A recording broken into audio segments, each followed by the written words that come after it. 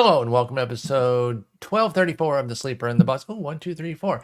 It is Monday, December 4th. I'm your host, Paul Sporer, joined this afternoon for me, morning for him. Well, now afternoon for him, Justin Mason.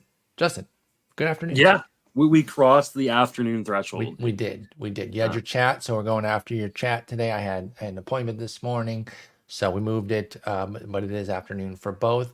How was your weekend? It was all right. Got some big news. Yeah, baby. It's Kelenic season again.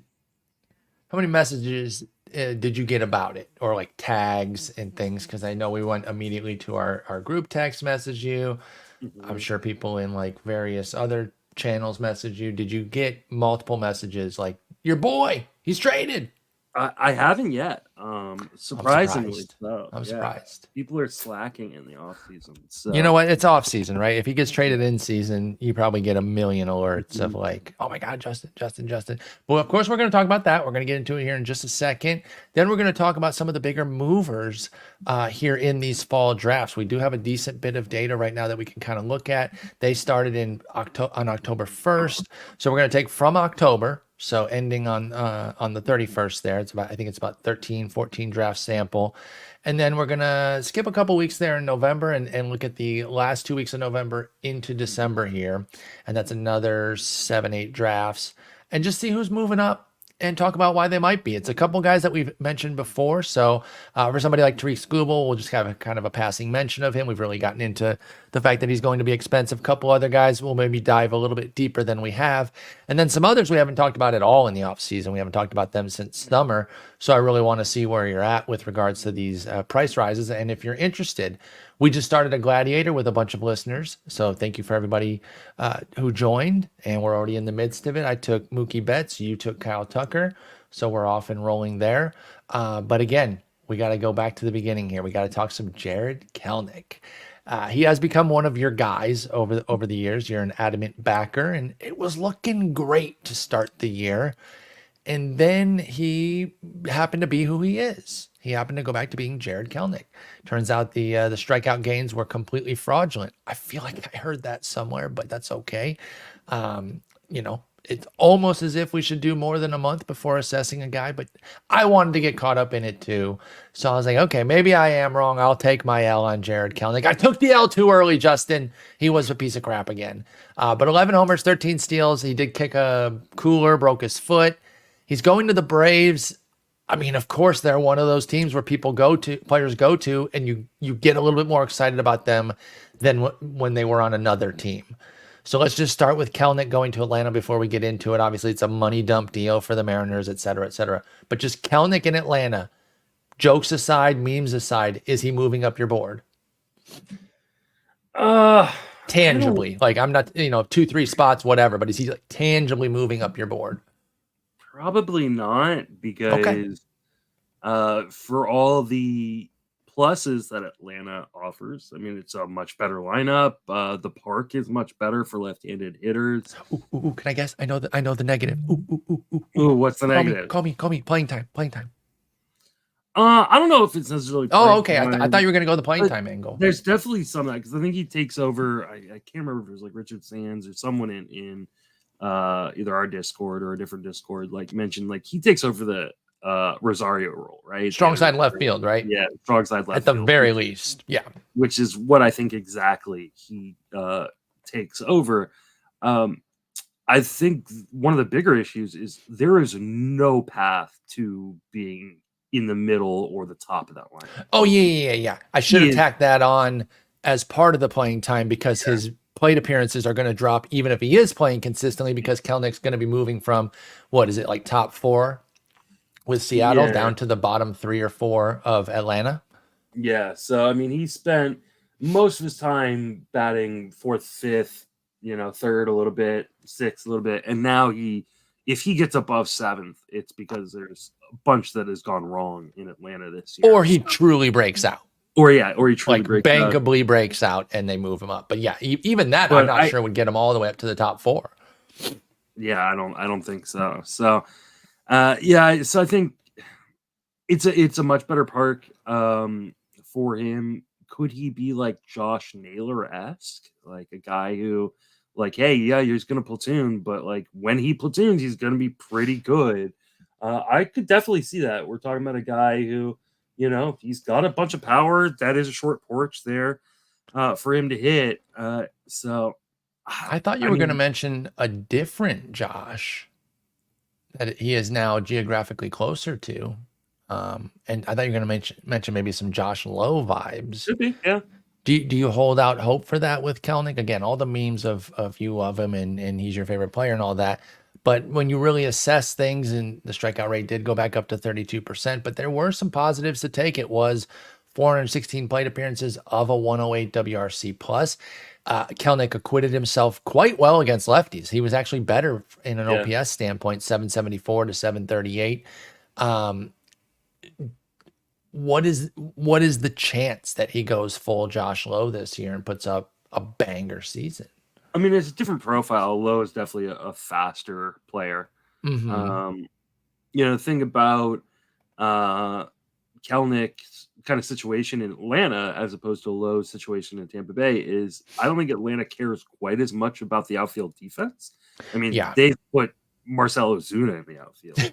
On purpose. So like I don't think that is as big of an issue for them. So I mean, there is a world in where it happens. The problem is Atlanta's loaded and they're always going to be loaded. And they don't have, like, in spite of the fact that they took on like $60 million to like get this done. They could do a second deal like that where they take on just as much and it would barely affect them because they're operating at such a financial surplus. Yeah, they really are. So like, I mean, I think Kelenic is one of those guys that could pop, but I also think he has to pop in order, at least somewhat, in order to keep a job there, because they will go get, somebody off the waiver wire, somebody in a trade, if he isn't good. I think he's going to be given every opportunity. If any organization that, can fix him, I think Atlanta is one of those organizations. Certainly.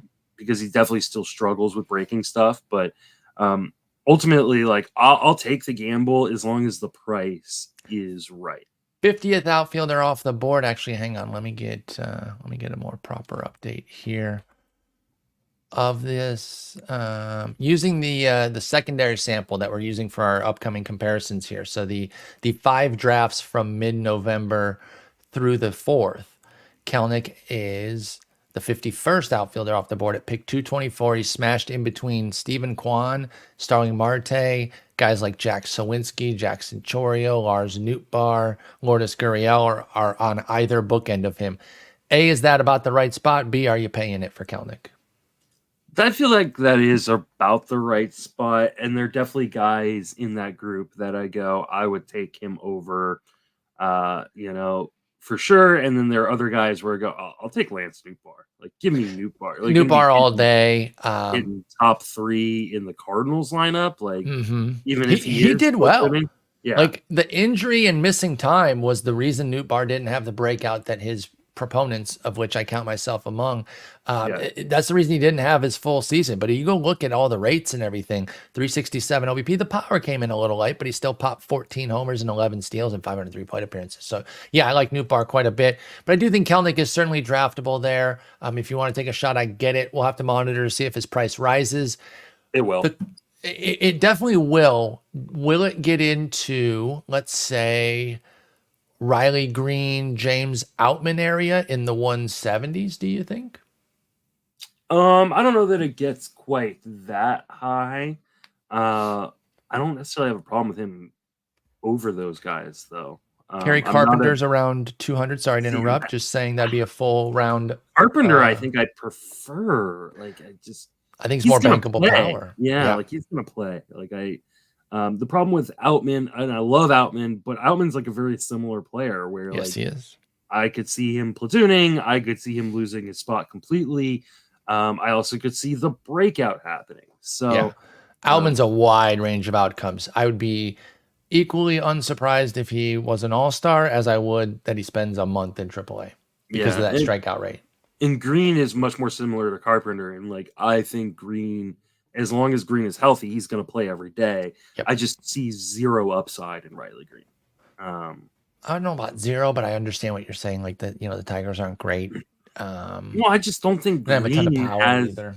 Yeah, Green doesn't have like a curing tool for fantasy. Like Green. Well, it's average, but that's such a difficult bet. So yeah, Yeah. you might as well not be one. I get your point. I mean, for me, like his upside is like, hey, he could be like a prime Andrew Benintendi, which is fine. I mean, great. It's fine, but it's boring. You too. need 700 plate appearances in order to make that exciting. So speaking of that, though, isn't that kind of Brian Reynolds who goes at like pick 92? Yeah. And so, if you like Brian Reynolds, should you just wait for Riley Green? Now, obviously, you're talking about a guy who has a track record of success with Reynolds. It's not like you're getting Reynolds nothing. Is better.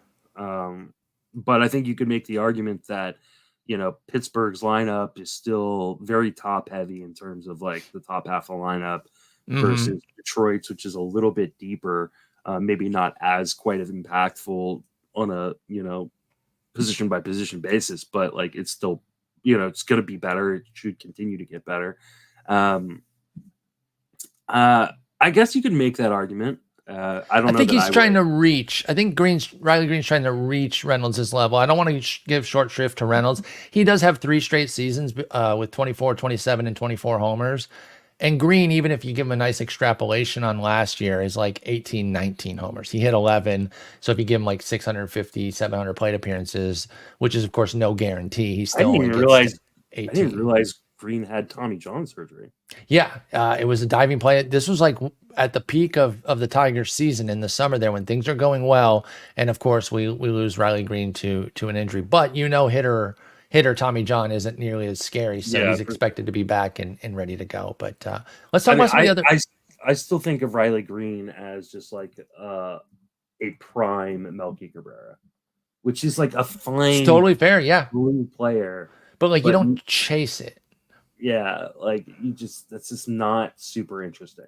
Because even the top end isn't giving you that Josh Lowe kind of season, right? Like, our friend Vlad Sedler, I almost said Vlad Guerrero. Our friend Vlad Guerrero, our best buddy, he stayed bought in on Lowe. That was one of his big hits this year. And that totally makes sense. Like, even if you didn't like him, I'm talking Vlad, not Josh. No, I'm saying even if you didn't like Josh Lowe, you could see why somebody would stay bought in on him. But I agree with you with Riley Green. We've talked about this a lot. Even me as a Tigers fan, I don't see as much fantasy appeal as I do real life. So I love what he's going to bring to the Tigers, but I do get a little bit nervous otherwise. Anyway, that's the Kelenic part. Let's talk about some of the other pieces here. Marco Gonzales and Evan White going. You mentioned how this is a financial dump. That's 1,000% what this is for Seattle, and you'll be able to tell that even more when we tell you what they're getting back if you don't know already. But do you have any interest in a Marco Gonzales? If you have interest in White, you can express that, but I think Gonzales probably has a better shot at delivering something of note. I don't think he does. I mean, is he hurt too?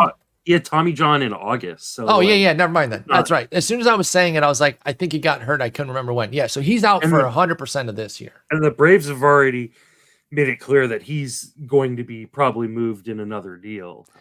Because he has a team option next year for 25 at 15 mil. No. You're right. So he's out. Are you interested in Evan White at all? No. It's hard to be, right? Especially on this team. Where the heck's he going to play? He's not. Okay, so then let's talk about the returns. They get Jackson Kowar, who was a Brave for 5 minutes. I don't even think he got a Braves jersey. And Cole Phillips, congressman or minor league prospect. Exactly, right? So Cole Phillips, I guess, is somewhat interesting because I've heard he was a second-round pick. He's got a 70 grade fastball. They think nice. He's supposed to have average to maybe a little bit above average command. He still needs to kind of develop a third pitch. He's got a slider that's above average, but he had Tommy John. He has not pitched at all in the minor leagues. So he missed all of his first year. Cole Phillips, young prospect in the Atlanta system, actually drafted here out of Texas, missed the entire year. Going to go over to Seattle. Not going to be anything this year. It's a lottery ticket. No, do you have dynasty interest for you? Not really. No, because I mean, in dynasty, like the way I approach dynasty is I don't care about prospect pitching until they're close to the majors. Like That's a completely fair take. Yeah. Yeah, because guys get hurt and then you never see them. Like, you know. Exactly. Well, and then okay, so this is curious that we have penciled Marco Gonzales into the rotation on roster resource. Yeah, I'm pretty sure he had Tommy John in He did August. have TJ, didn't he? Yeah, yeah. But anyway, so this is my old memory, and I apologize, but I don't remember what we said about Jackson Kowar when he was dealt to the Braves 9 minutes ago. So I think we said, you know, he's a decent prospect. We understand. We get the trade. Do you have any interest in Jackson Kowar as a Mariner? They're pretty good with pitching. I have zero interest. Like, where he's not getting into that rotation. I think he's probably just a long man for them at this point. I think that's fair. Last I see is August. Marco Gonzales was, but it wasn't TJ. I'm seeing it right now. It wasn't TJ, but he got season-ending surgery. So yeah. I'm still tepid on him. I still agree with you that like it's a really bad park for him if that's where he's like going to end up. Exactly. It doesn't sound like he's going to end up there anyways. So like, I don't care about Marco Gonzales. Okay, we'll deal with him if he lands somewhere else. I've had some Marco Gonzales love in the past, but coming off of shoulder surgery, I don't think he's going to be able to get into the Braves rotation right now. He gives up too many home runs in a place like Seattle. Like, what would he do in a place like Atlanta? Like, bingo. That could be like if he got sent to the Giants, like then I go, okay, well at least that park protects him a little bit. Yeah, but I mean, think about like some Friday night series where they're headed to Philly, the bombs he could give up there. That could be Plus, I mean, he's already dealing with an elbow issue. Like, I don't want to draft. Yeah. Like that. Good luck to Marco Gonzales on getting healthy for sure. We'll see if he lands elsewhere. But I knew this trade was really the Kelenic trade. And the other pieces just aren't really generating any fantasy interest right now. So let's get into our biggest ADP risers since October. So the number one guy, of course, isn't that surprising once you kind of figure, okay, people are learning more about him. He's definitely coming over. And it is Yoshinobu Yamamoto. 24 spots, almost 2 full rounds. These are 15-team drafts, so just under that 2-round threshold there, but a big jump for him. And I think it really is just knowledge and confirmation that he's coming over that has people ready to go ahead and pick him. And so Yamamoto is going, let me find where I should have put that on the sheet there. Am I spelling Yamamoto wrong? Oh, it's under outfielders. This just in, he's a pitcher. He does not have a team yet. He's now going at pick 69, which is pretty nice. But is it too expensive for Yamamoto? Yes, I think it is too expensive for him. Do you not see him as a potential stud, or is it even if you do, you can't go pick 69? Is that the case? Yeah, I just think it's too high for a guy who has 0 major league track record. We don't even know what team he's on. It's such a hard pick to take him that high when you don't even know what team he's on. What if he goes somewhere bad for pitching? I mean, the Yankees are the team that's been most strongly linked to him. That's scary. That's scary as hell. He's also an undersized guy, and we know that, we know that Japanese pitchers don't pitch in the same type of rotation that American pitchers. They're pitching once a week. Is an organization going to be willing to do that type of thing like they did in Anaheim for Ohtani, or is he going to have to adjust to pitching every 5 days? And can he hold up? He's 5'10", like 170 pounds. Like, I don't know. Like, I tend to be willing to miss on these guys. I was just about to say, I'll gladly miss this year to see what's what and allow a transition year. And that's where I was on Senga. And actually, even though we're kind of going in numerical order of how many picks they've moved, I'm going to move him up just to kind of put these two together, because now we have a second-year guy in Senga who showed out last year. Do you think that there's any influence of Senga's success emboldening the Yamamoto drafters? By the way, Senga has moved up 9 picks to also has a 69 ADP technically, but it's 68.6 to 68.8 for Senga versus Yamamoto. So they're right there. And then if you just go by the number of player that they are off the board, which is probably the number that we should be using instead of the ADP average, it is they're 71st and 72nd off the board. Senga, Yamamoto, they go back to back on average. Do you think that Senga's success encourages Yamamoto folks, or is that drawing I'm it too much from it? I'm sure it is, and it's just it's the hype of a guy coming over, right? Like Mm-hmm. because whenever these guys come over, they get overhyped, and Because you get sometimes the it's warranted. dream. Yeah, oh, he was so dominant in Japan, but we're talking about Japan is a league that's similar to like AAA, and yeah, a lot of major league pitchers who aren't that great in the majors can dominate in the minor leagues. So, um, Has it moved I, up at all? I feel like it's like AAA plus, which still isn't the majors, yeah, but I feel like it's getting better. But maybe it that's might just be. because I know more players. It could just be that simple where I'm like, okay, just because you have There's exposure just to more more players. information. Yeah. Yeah, yeah. But anyway, it doesn't change your point. So let's not get bogged down in that. But let's shift to Senga then. So he's coming off this excellent season. He's only up not even a full round. And as you can see, as we get deeper in this list, there's only 1, 2, 3, 4, 5, 6, 7, 8 guys that are up double-digit picks. And then I added Senga and a couple others at the back end there that are 9 and 8 picks up. Are you in on Senga for year 2? Again, he had a brilliant year. You now know who he is. He'll be 31 with the Mets. We don't know how good they're going to be, but we know the park is pretty nice. He improved the walks. They didn't go away completely, but he was walking like 4 a game with a couple fives thrown in. And then from June 17th on, he walked more than 3 just once. And the bulk of those games were 1 or 2 walks. So it wasn't even just a bunch of threes. It was really in line that he curbed his walk rate. So do you buy Senga for year 2? I think I do because if I'm remembering what the price was, I'm gonna check that. And of course, I have hitters, not pitchers, queued up for me. So give me one sec as as I look at the price. It's going to the 75th pitcher or 75th overall. Yeah, 75th overall, which is like the 32nd pitcher, including closers, Relievers. and So that's probably pricey. top 25. I don't know that he's a top 25 pitcher to me. I mean, I still think I'm close. I'm I think, close to that. I still think there's control issues there. Hmm. The Mets not being good factors in a lot for me. Who do you like a lot more around him, though? I see. I trust you're looking at the Bobby data Miller, there. Zach Okay, I knew Eflin. you were going to say that, but we're going to get to Bobby Miller. Don't worry, because that Yeah, the price of poker going that's up on yeah, him. as it should. I think. I mean, it's not a bad area for him, and I think Yeah, I think it's pretty when fair for Senga.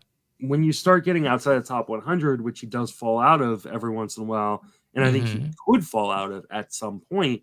Um, In I th- fairness, 62 to 75 in these last 5 drafts that Senga has. With the price jump, he's not dipping beyond pick 75. And it's only 5 drafts, so it's not a huge data set, but he is moving up. And that's a big reason why he was on here, because I think the appetite for Senga is really improving at the draft table. the strikeouts are just so enticing, and I get Yep. that. I just don't love what the whip downside is. I Hmm. don't love the Mets in general this year Fair. as a team who can win games. And so even if I say like, hey, maybe he throws like a 120 whip, and I can live with that, right? He's my number 2, maybe my number 3 starter, depending on how deep my league is. It was And 122 this year, I should point out. So 120 would actually be an improved whip. well, and he was 115 in the second half. So Yeah. That's right. That's right. he did lower the walk rate in the second half. Though it did start to creep back up in September. I don't know. To me, I think whip is one of those undervalued things that people kind of overlook. I And agree. he's not a very good whip guy, and he has potential to be a bad whip guy. And when you factor that in to a 4-category player, as all starting pitchers are a 4-category player, and you go, probably not going to win a ton of games. Now you're looking at potentially he's a 2-category pitcher. I don't want that as my number 2 starter or my number 3 starter necessarily. I want someone I feel a lot more confident about. I feel a lot more confident about other guys going around the same spot or behind him. And so I'm probably not going to end up with Senga a lot, except unless he drops in a draft. Yeah, So I'm not I think opposed to that's fair. drafting him, but he's probably not going to be on a lot of my teams. Yeah, I think he might be more for me. It might be more of a situation where I land on Senga, because he's who's available. I have maybe a light strikeout guy heading my rotation or something. And so I just say I'll take the K's and go with Senga, but I'm not necessarily seeking him out. I think the biggest issue for me is the guys around him. There's so many I like. You only named a couple. I could keep going, with the Grayson Rodriguez's of the world, Logan Webb, Bobby Miller, Kyle Bradish, Zach Eflin. There's a lot there. So I think that's a big part of it too. But I do like him, and I don't know. I hope I don't get out of draft season with 0 Senga, but I don't know. I'm not going to make it a huge point, so that if I do, I'll kind of shrug my shoulders and say, well, that's how it is. Let's talk about a guy we haven't talked about since October. We briefly mentioned that he went in the Pull Hitter podcast super early mock, and it was Walker Buehler. And of course, I wanted to talk about that because he's coming off a completely missed season. And obviously, there's a ton of hype for what he can do when he comes back, because we know who Walker Buehler is. He's a frontline ace with colossal upside. He's up 21 picks since October. So I think that's people getting more comfortable with, oh yeah, he's coming back. I had forgotten about him a little bit, or I wasn't fully assessing him. And I think this is only going to be going up, by the way. I don't think this is where it stops for Buehler. He's picked 92 in these last 5 drafts, ranging 76 to 102. I think with some good spring performances, he's probably a top 50 pick. So I think if you love Buehler, you should be getting him in winter drafts right now to get your shares up. What do you think of Walker Buehler's rise, and are you willing to pay it? It's been about 6 weeks since we last talked about him, almost 2 months. Have you changed on him at all, or evolved at all? I am not. He will not be on any of my redraft teams this year. I have him in that keeper dynasty league, 30 teams, right. 100-man rosters. I traded for him. After he got Tommy John, says like, hey, I'm not competing, so I'm going to take a gamble, and his contract's affordable for that league. So yeah. Other than that, that'll probably be the only time I draft Walker Buehler. I just can't imagine spending a top 100 pick on a guy in his first season back from Tommy John.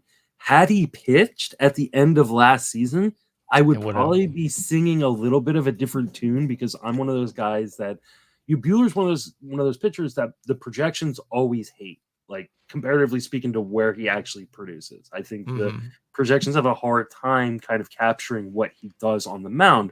And so I'm typically the guy who's like, yeah, I'll take what I think is a discount on Walker Buehler. I don't think there's any discount. I think there's no discount. You're paying full price. Going to be an SP 1 or 2 this year, and what do the Dodgers have? I mean, I guess the Dodgers don't have the rotation depth that they used to have, and they usually do. But will they stock that this season? And does that matter to them? The Padres are going to take a step back. I still think and I think most people think they are better than the Diamondbacks for a full season. The Giants aren't going to be good. The Rockies are never good. Hey, they've made the World Series. Be nice. They don't need to push Walker Buehler his first season back from Tommy John. It's the second Tommy John. I think that they are going to be very careful with him, especially as we start getting down into like the playoff race time. Unless they aren't locked into a spot, which I think we all assume they will be. Do you think they could loosen the reins on Buehler in the summer? Is this a situation, do you think, where, like, let's say you took him in a DC, and maybe you don't have him as much, or you're not necessarily using him a ton early on because, let's say, you drafted, some pitching depth. But then in the summer, do you think that they would start to lengthen him a little bit? Because he did have the TJ in August 2022. So he does have that little extra bit of recovery. Now, he hasn't pitched since then, at least on the major league level. Did he even get minor leagues last year? I don't remember. He didn't pitch at all. Oh, excuse you. He got 2 innings, good sir. Oh, I'm sorry. 2 innings at AAA. Does that change your opinion completely? No. Don't lie. It absolutely. Okay. It doesn't change anything. Does the August thing, though, at all? No. Okay, I like the longer recovery a little bit, because I'm with you on the first year back from TJ. We share that. We've been beating that drum for years. The problem is it's still going to come back to the price, right? And I'm just going to take teammate Bobby Miller, who, again, I think I should move, because I did put these in numerical order, but for the sake of like matching players, we should move. And we're only moving Bobby Miller up 1 spot. He's up 17 picks, so just over a round since October, and he's right there with Buehler. In fact, he's a little bit ahead of him. He's at pick 75, and he's been in a tight range, 68 to 85 in these 5 drafts since October. We talked about Bobby Miller a little bit ago, and we mentioned you're going to have to pay, and this price is going to continue to go up too.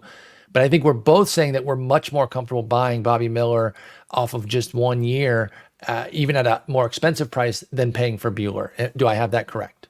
Yeah, I don't think that's particularly close. And I haven't done my pitching projections this year, but I believe that when I do that, I'm going to have Bobby Miller close to being a top 25 starting pitcher this year. Yeah. And I have no problem with that. I mean, he threw 124 innings in the majors, 14 innings in the minors, another inning and 2/3 in the postseason. He doesn't walk guys. He doesn't give up home runs. He gets strikeouts. I think the strikeout stuff is going to be even better this year. I think he is the ace of that staff. I think he has like complete ace upside, and it might not come next year, but I'm willing to pay because I think the floor is pretty decent. Even for a second-year guy, there's some risk, sure. But to come up with that kind of overpowering stuff, be throwing 99 on average with nasty secondaries, and you only put up a 6% walk rate in your major league debut, oh my goodness, like that's great. And I think Miller's an easy top 50 in the spring. So he's another guy that I think if you want him, get your shares now, but don't give up in the spring either. If you really believe in him, I think you can still pay. I think I would pay as high as a top 50 pick if that's where he's going. Like right now, obviously I'm not going to do it because I don't have to.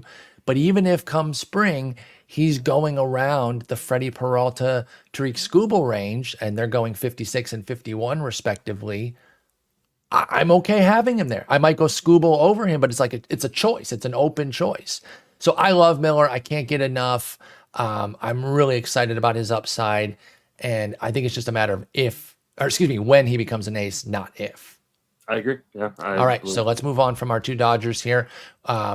We're both pretty tepid on Buehler. You're more tepid. We're both head first on Bobby Miller, all in. Let's talk Pablo López coming off a brilliant season. He has looked excellent these last couple years, in fact, because he's staying healthy, right? We talked about this when he was in Miami, and sometimes you just get one perfectly right, and the player really shows that. And so I can back pat us a little bit and say, we've always said if he can stay healthy, he's a stud.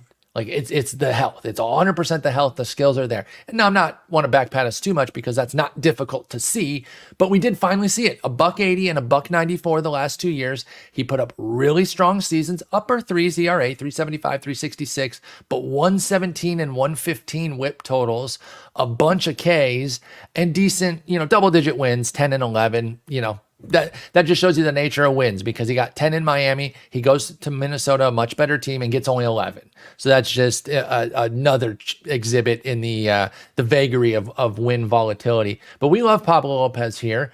Do we like him at an elevating price as he continues to move up? He's going to be pick 41 right now and a very tight window, 38 to 45 within these 5 drafts. With a 19-spot pick jump for Pablo López. Are you paying the elevated price on López? Yes. Yeah, I think affirmative yes. So you're strong on him. I think he's a top 10 starter. I mean, and I think he's right there. I haven't done my full rank yet, but he is right there. And with these drafts, take out Devin Williams, he's 10. So the market agrees with you. Yeah, I mean, I think.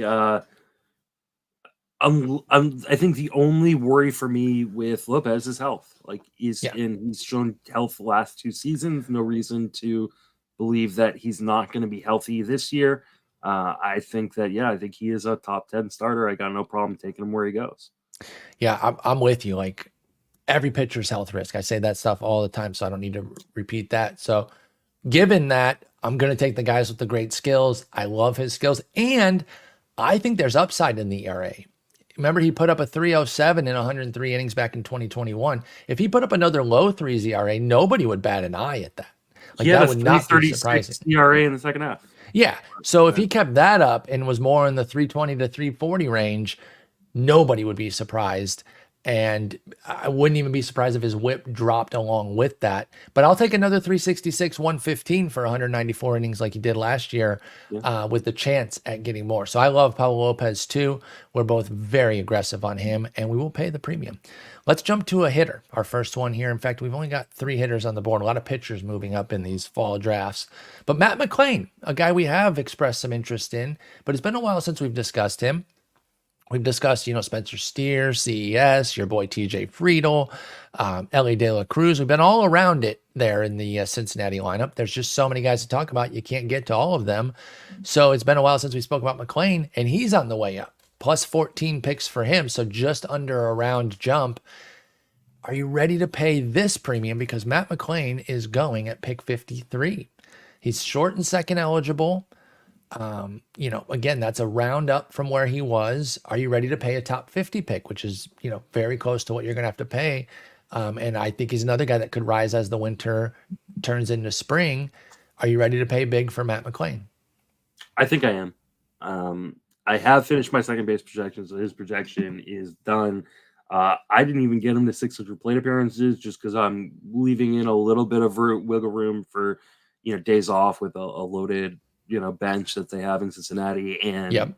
Potential injury. He did suffer an oblique issue at the end of the season. So I have him just under 600 plate appearances, 23 home runs, 21 stolen bases, 263 batting average.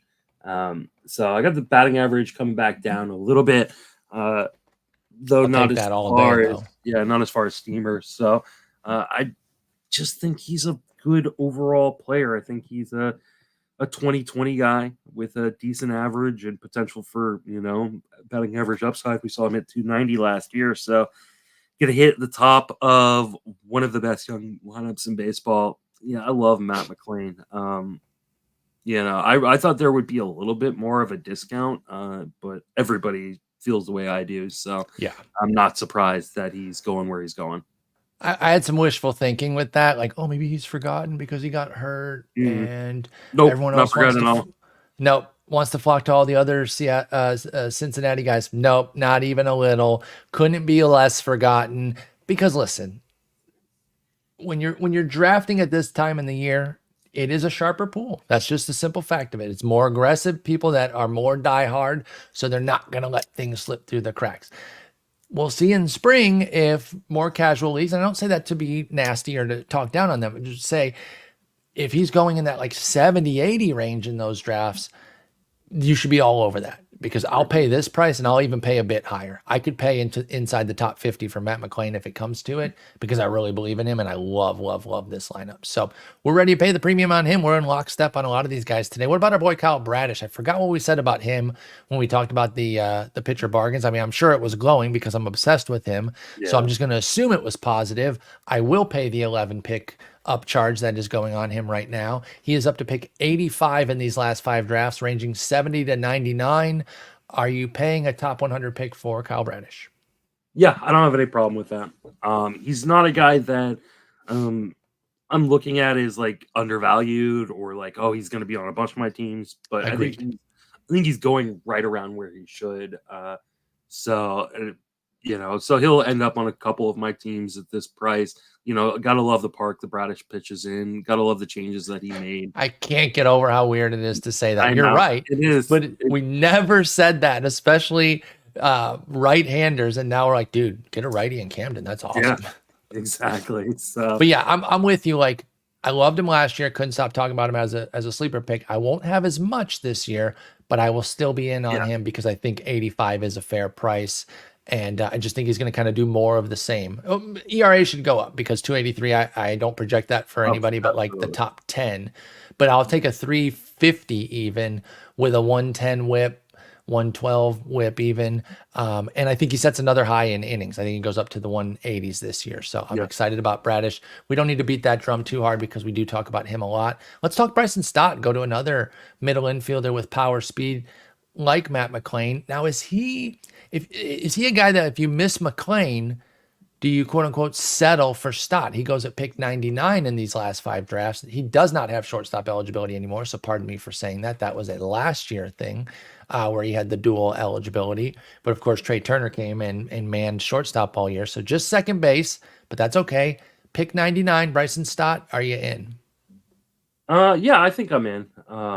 What do you think of his year? Let's go a bit deeper on what he did this past year, because I think he kind of went under the radar with how good. Now, obviously, a top 100 pick. He's not off the radar or anything, but I don't hear as much hype about him coming off a 15-31, 280 average type season on a good team in a good park.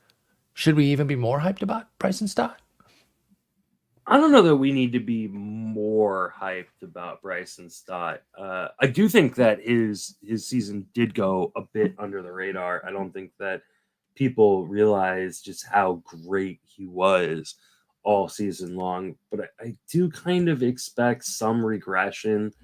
He's In not the slash line, pardon me, just to get some clarification, in the slash line or in like the steals component, because he was 31 for 34. Where do you see that regression coming for Stott? kind of all around. Okay, so just a little bit of pullback in general across the board. I think the batting average comes down a little bit. I don't know that he's going to hit for quite as much power as he did.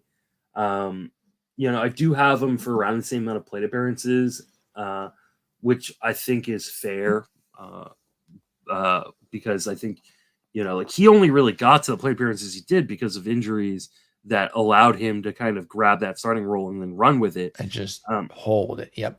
And I think that it gives him a lot of leeway, but I see the batting average coming down just a little bit. I see the homers coming down just a little bit. I think the stolen bases come down just a little bit, but that still makes him a really, really valuable player. We're talking about a guy that I think, is like 11, 12 home runs, 25 plus stolen bases, a good batting average. Playing at second base was a hard position to draft this year anyways. So yeah, I don't dislike Bryson Stott.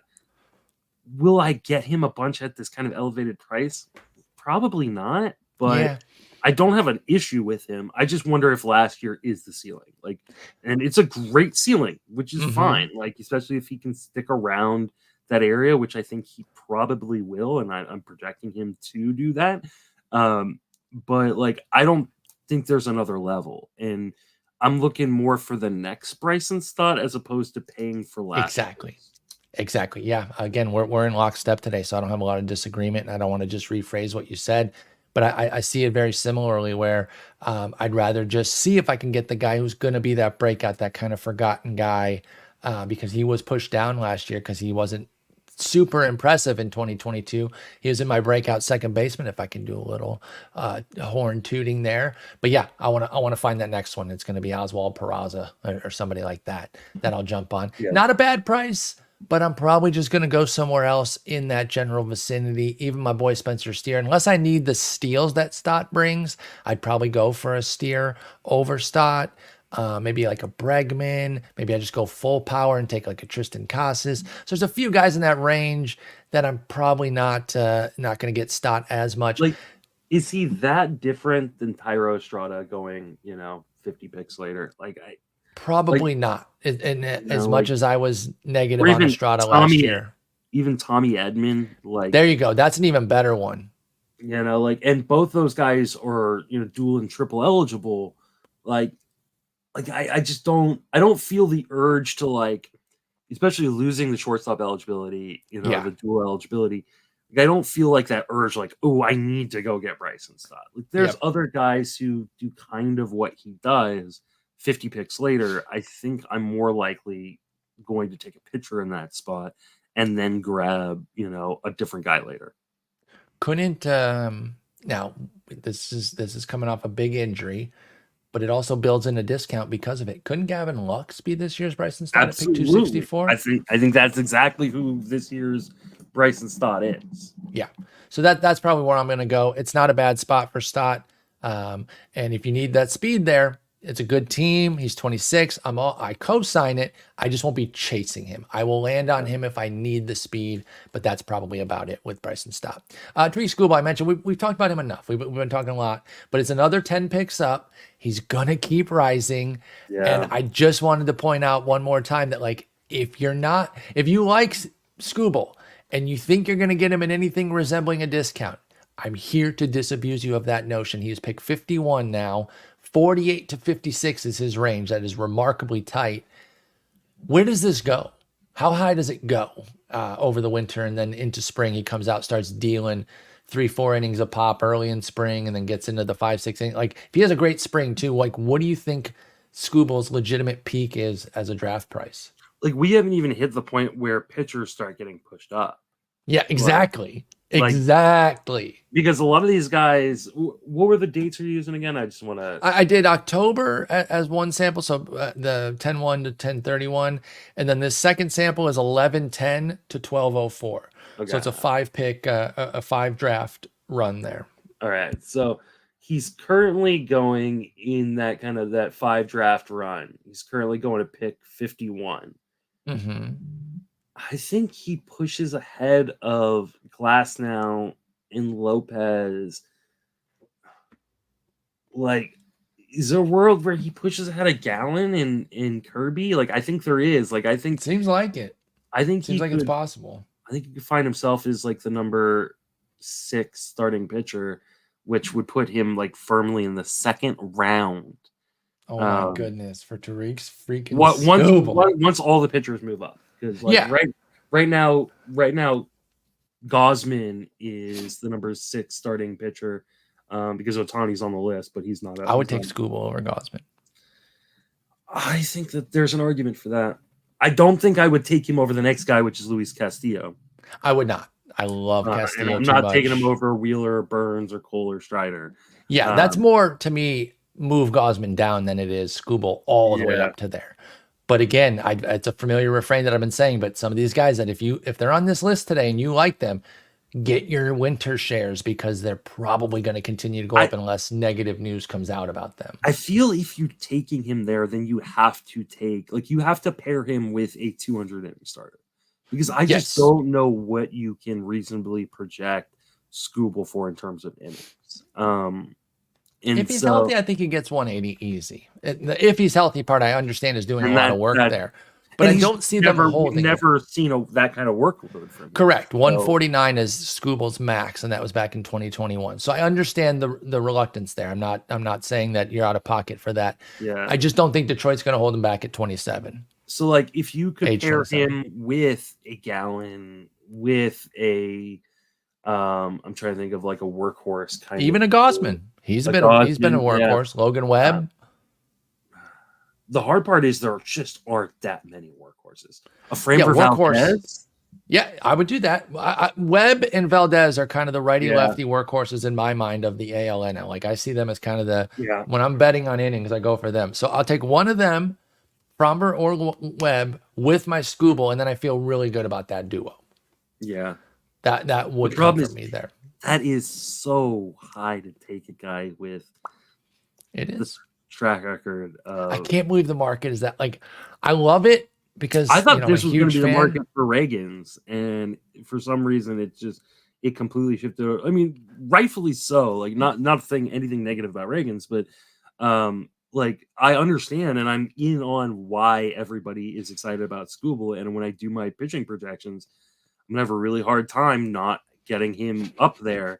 Justin, this says 300 innings of a 2 ERA. I don't know about that, man. It's not checking out. Like I'm super excited about him too. I just have a really hard time, especially in like my most important leagues, which are my big money leagues, spending the kind of draft capital you're going to have to on Tarik Skubal. I get it. It just feels like a huge risk, and I don't like taking those risks early. I understand. I do get it, but I'm gonna do it. All right, let's end with a hitter and a closer. Nico Hoerner, a guy I talked about quite a bit during the summer as me being kind of like a newcomer to the Nico Hoerner train. He was somebody that basically slipped my radar during the draft season last year. I wasn't anti, but I certainly wasn't in. I just was kind of like, he is who he is. I don't really care. And one of the things that we were trying to navigate this year with the new changes that we knew were going to explode stolen bases, we just didn't know to what degree and to who they were going to affect, was there was going to be certain guys that really blew up because of them that we'd really only know looking back. And I think Nico Hoerner fits that. He added 23 steals to his total.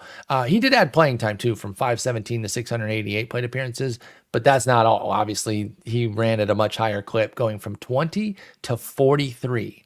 He hit 9 homers, which is actually down in power from the year before when he hit 10 in those fewer plate appearances, but 68 ribbies, 98 runs, and a 283 average. Do you like Nico Hoerner, especially at an elevating price as he moves up to pick 9 here? Or excuse me, as he moves up 9 picks, not pick 9, not pick 9, not pick 9. Sorry. But as he moves up a bit, he is now pick 61, which is a pretty healthy price for a guy that's probably a low double-digit, maybe even single-digit home run guy.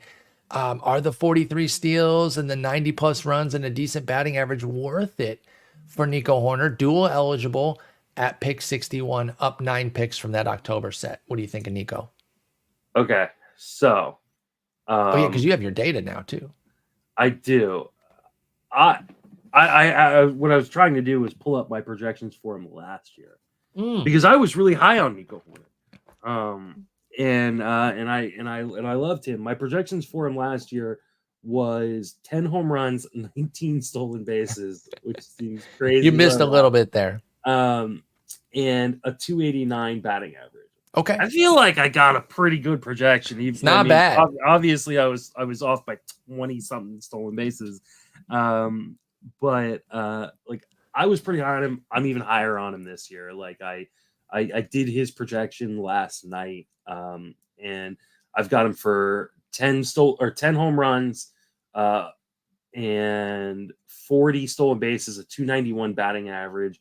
I mean, all this guy does is hit. 291, that would be sick. Another 90 plus runs for him. Yeah, I have him for 100 runs and 70 RBIs. Like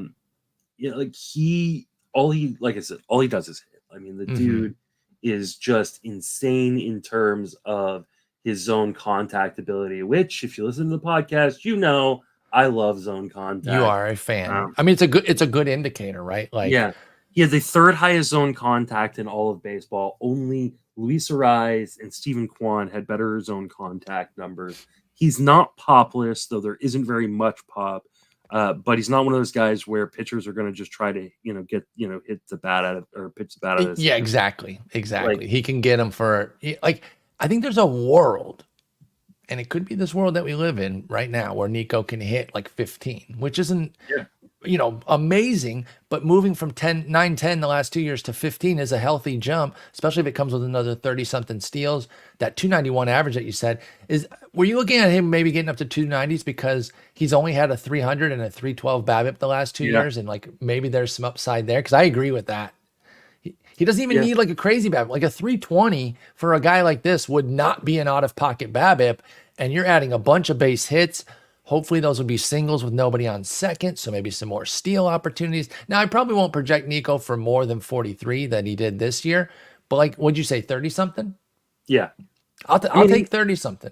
Talking about a guy with a 5% swinging strike rate. Like, he doesn't miss the bat, or miss the ball, rather. He makes a lot of contact, but he's not punchless. And I just love those kind of guys. And I mean, I think I'm going to have Nico Hoerner at the price. I wish the price wasn't so high, but I understand why it is. And you're clearly not alone in your excitement for him. But I'm in this year. I could see myself with a share or two. Like I said, just watching him so much, trying to wish cast Hayden Wesneski into something, which was why I was watching so many Cubs games. And I was like, man, this guy is good. I slept on Nico Hoerner. So I promptly remedied that and became a fan. I used him a bunch in DFS, which I had a pretty decent year over at DraftKings. So I got my Nico Hoerner shares in that way. That's a good way, by the way, if you do play DFS, to get in on some of the guys you miss, is to just play them consistently on the daily landscape. And so that's how I remedied that. Let's talk one closer here. Closers aren't really moving up yet. I think that will happen later as well when everything's solidified. But we know that Jhoan Duran is going to be the guy in Minnesota pretty handily. And so he's up 8 picks, up to pick 56. You want to talk about a tight window. 54 to 58 is his range. He goes where he goes, man, and it does not have much variation. Now, obviously, you and I are comfortable paying for the top closers in Gladiator specifically. I share that sort of interest in Draft Champions a pretty good bit. Duran specifically, though, do you like him as a top 60 pick as the Minnesota closer going into his second year with that role? Ooh, the hesitation tells me that there might be not as much interest here. We finally got some disagreement here. I think so, because I am very interested. I'm not uninterested. I just think there are safer options going after him. Like I can't disagree with that. Like I can't disagree with that. To me, David Bednar should be going ahead of him. And that's the guy like I've ended up with on like every one of my teams so far. So you see Duran, Duvall go off the board, and then you go for David just to keep the D thing going there. But you see those two go off the board, then you say, this is my time to pick Bednar. Yeah. And I mean, I still like Romano, who's going later. I still like Presley, who's going later. And it just, I shouldn't say never. I've done 2 drafts. I'm never getting him, dude. I just haven't to this point been like, okay, this is where I'm taking Duran. Like, I'm not saying he's not going to end up on my teams. I'm sure he will end up on a couple of my teams because like the strikeout upside is just unreal on him. Yeah. Especially as a guy who like he can throw innings, like and they've shown like that they will put him in for 2 innings if they need to. The other thing they've shown is they'll bring him in a non-save situation. I was about to say, the thing that you just said also works against him as a closer for our game. It's like, it's a good thing to see, and you love it for if you're a Twins fan that he comes in the 7th or the 8th to get 2 innings, but he might not get as many saves. So he only had 27, which isn't a bad total, but it's like, is he ever going to get that 40? Or the fact that they use Duran, because they use him in that Swiss Army knife fireman role. They might not let him get the opportunities. Tampa Bay, Rocco Medali is from the Tampa Bay line, and it's that Tampa Bay kind of belief, which is you use your most effective pitcher in the most effective spots. Which I can't knock it. Yeah, what you should be doing for regular baseball, but from a fantasy perspective, like I know when David Bednar enters the game, it's the 9th inning. Like that is when he's gonna Ryan Presley's only entering the game in the 9th inning. And if they enter in the 8th, it's a safe situation. Like those two will come in. Let me press you a little bit on Presley. No pun intended there. I guess that's not even a pun. That's just coincidental that I chose that word. I'm taking the get out a year early track with him because I'm afraid he's going to be 35. This is pure health. This isn't even skills. So I don't even need you to tell me that his skills are good because I agree. Are you not worried that the injuries are mounting up on him? No, I'm definitely worried. But Presley, I think, kind of is the line of like the last guy I feel comfortable about. Okay. There is a discount because he is going later, like you said. So that is fair. I mean, if you were to say like, we're in an auction and both guys are at $18, which guy am I taking? I'm taking Duran. Like, that's okay. It's not particularly close, but you're taking Presley on the draft price. Yeah, right, I think the draft price on Presley, like, and I mean, if you're gonna take Duran, like, why not just wait, 30 picks or whatever it is, and and take Andres Munoz. Like Munoz, like, isn't that's totally fair? Like, and like he's the same dude. Like he's a guy who's gonna strike out the world. There's a little question about the role, but is there really? Like, I think he's the guy in Seattle. Well, the only question about it is the same exact thing of like he comes in as a fireman. Yeah. And so we have to worry about, are they going to bring him in? Munoz, we're talking about now. Are they going to bring him in some 8th inning type stuff and all that? And then that's going to be a problem for us. So yeah, I think that's totally fair there. And then nothing wrong with price. Duran. Like Duran, I think is a fantastic guy. To me, I feel like he should be going a little bit later because of the questions. And I haven't been willing to pay the price. Does it mean I won't? No, like I absolutely have no problem paying the price. You and I are both big fans of paying for our saves because we don't know where we're going to get them later. Exactly. So that being said, he's just there are other guys going behind him that I just like a little bit more, or I feel the exact same about and go, well, I'll just wait a little bit. Take the more. discount.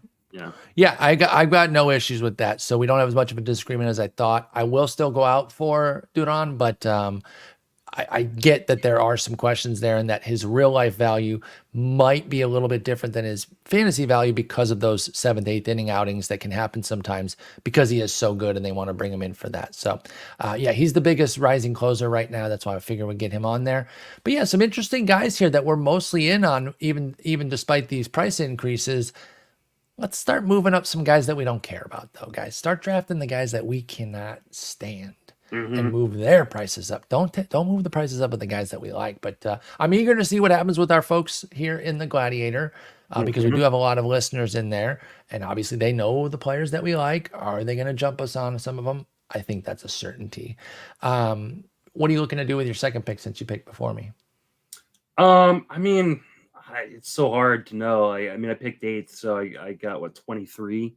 Yeah, we're still a decent bit away from that. Yeah, the guy who picks behind me hasn't picked yet. So, I mean, I assume I'll be taking a hitter because I can't. That's what I was going to ask. Is your dream a hitter or a pitcher? If you I mean, my dream is Garrett Cole in the second round, but that's never going to happen. So that's a dream for a reason because it's only happening in your head. Yeah, exactly. Though there was a draft apparently where Garrett Cole went like 28th or 29th or something like that. Saw that shit. And like that will not happen in this draft if Garrett Cole makes it back to me. But at 23, and starting with an outfielder, my guess is I'll probably go infielder, maybe a guy like, Austin Riley or Albies. Okay. Get a little Brave in there. So Lindor. I mean, Corey Seager falls to me, I'd be ecstatic, but can't go wrong with any of that. I don't imagine that in the middle of the second round I'm taking a pitcher unless, like I said, Cole falls. So I guess I could jump up Luis Castillo, but I don't think I will. I think that's totally fair. Yeah, if Cole makes it to you, I'm going to berate everyone in the draft because they better not let you go. There's no way he makes it to me now because we've talked about it. And true. This will get posted like probably. Hopefully you pick before it gets posted, but we'll see. Yeah. Well, we're already on pick 8. I mean, we're moving all right. I mean, I don't know. We just started a couple hours ago. Don't rush everybody, okay? We just started. I made it a 4 hour. I made it a 4 hour clock just because I was like, give people some time. These are all our listeners. We want to have a good time and enjoy ourselves. Exactly. Plus, it means the draft takes a little bit longer, and that's a longer time before I start my next draft. So exactly. If you didn't get in, and there were people who expressed interest and weren't able to get in because it just filled up so quickly, get into the Discord. Like that is like, I'll be, anytime I jump into a draft, I throw it into the chat and I'm like, or into the Discord and say, hey, I'm doing this draft. Anybody want to join? So if you want to go up against us, and we'll also do the listener leagues again. We had a listener league last year. We had 2 listener leagues, a dynasty and a regular, and I fell short in both, which was a bummer. To help you late. I was close. I was not really nefariously. I just beat somebody that Justin needed me to beat. Yeah. So I'm sure we'll be running those listener leagues back and maybe a few extra ones this year if people want. So jump into our Discord and come take us on. Absolutely. And if there's interest in draft champions over Gladiator, express that because I'm fine starting up one of those too. Because I don't know how you feel. I've never used the NFBC software for their auctions. Yeah. And I would like to check that out. So if people are interested in an NFBC auction league, I think it's $150 buy-in for that, and has an overall as well, which Lucas Bieri won this last year, friend of the show. So I'm sure we'll get him on at some point to talk about that. But so just express your interest type. Yeah. I would definitely be down for that. So it doesn't have to be a Gladiator if you don't want to do that. For those that don't know what that is, again, that's 23 round draft and hold. Basically, that's it. You have your starting team, and if they get hurt out for the year, well, you're down one guy like everybody, for the rest of that time. But anyway, Justin, it was great talking with you. Wednesday episode this week. Yeah. We're expanding. Or Or actually- Wednesday or Thursday. We'll figure out what's the schedule. I mean, we'll talk off the air. Midweek episode and then a Friday. I gotta one. wake up at 6 o'clock or 5:30 in the morning. No. I don't want you to have to wake So up that I early. would So we'll prefer work to around do- your schedule Yes. and we'll get, when we figure that out, we'll post that episode. We'll say this is the new midweek episode, whatever time and date that is. So stay tuned for that. But there'll be 2 more episodes this week. Justin, good talking with you. Hopefully we got a lot of winter meeting stuff to talk about, right? Because this Kelenic is maybe the opening of the floodgates here. So fingers crossed that we got lots to talk about. But if not, we'll come up with some cool topics. So Mookie Betts only going to play second base. I got distracted there. That came up here on my phone. I meant to point that out. Does that do anything for you? Is it just exciting for or is it even exciting because is he going to be single eligible next year then in 2025? Yeah. I think there's a really good chance. Now, I also will say teams can make those kind of declarations and then out the window in 5 out seconds. the window, all of a sudden, like, do you want Jason Hayward playing every day in the outfield? Mhm. Because like that outfield isn't as thick as it used to be. And do you want like Hayward and Outman against every lefty? Yeah. Right. And then all of a sudden Betts is getting 25 games at outfield and he keeps eligibility. So it's not even a guarantee there, but thank you for bringing that up. I saw the notification I totally forgot. If he does play every day at second, Mhm. I think that really limits a lot of players on that team in terms Chief of among getting, them. I mean, being- Gavin Lux and Max Muncy, neither will get multi-position eligibility. Well, I thought you were going to say that it robs Michael Bush too, a guy we've expressed interest in the past. Or have you already moved on from him? I think I love Michael Bush, but I think Mhm. Michael Bush needs to be a part of a trade if agree. he's going to do anything. Like, Yeah. send him to Chicago for Dylan Cease. But Miguel Vargas, like that's another guy like who's blocked off. But Yeah. do we want Max Muncy only being single eligible in 2025? Because that's the way this is headed. If Mookie is, that limits his value. I didn't even think about Vargas too. Yeah, so like send Vargas and Bush for Cease or. Could you imagine them in Comiskey? I'm not calling it that stupid ass guaranteed rate. That's a dumbass name. Could you imagine those guys in that park though? That'd be great. That'd be great. Send them to Milwaukee for Bernsey. I'm down for that too. Yeah, whatever it takes to get Michael Bush. I like Vargas too, but I'm a big Michael Bush fan. Whatever it takes to get them consistent PT, I'd be down for. But we can talk more about that later. And again, hopefully we got some moves to talk about later in the week. Justin, have a good one. Talk to you later. Take it easy.